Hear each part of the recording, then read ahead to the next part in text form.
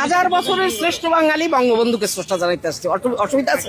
হাজার বছরের শ্রেষ্ঠ বাঙালি বঙ্গবন্ধুকে শ্রদ্ধা জানাইতে আসছে। শ্রদ্ধা কি জানিয়েছেন? কিভাবে জানাবো? পুলিশ দিয়ে তো আটকাই দিচ্ছেন আপনারা।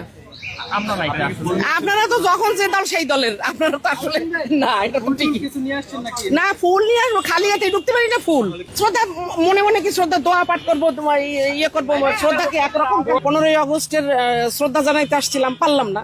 আসছিলাম যেখানে জানায় 32 নম্বরে, এখন টুঙ্গিপাড়া তার আমাদের যাওয়া সম্ভব না।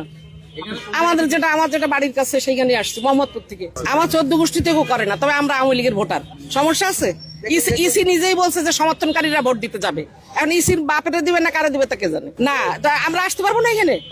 ভোটার আওয়ামী লীগ ট্যাগ লাগাই দেন কেন সবাইকে? শ্রদ্ধা তো যে কেউ বঙ্গবন্ধুকে জানাইতে পারে, যে কেউ। এটার জন্য তো আওয়ামী লীগ হওয়া লাগে না। বিএনপি তো কখনো চন্দ্রিমা উদ্যানে কি কোনো ভাঙচুর হয়েছে?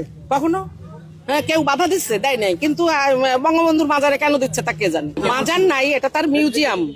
হ্যাঁ, তার বাড়িটার সবাই শ্রদ্ধা জানাইতে আসে, যেহেতু তার মাজারটা হলো টঙ্গিপাড়ায়।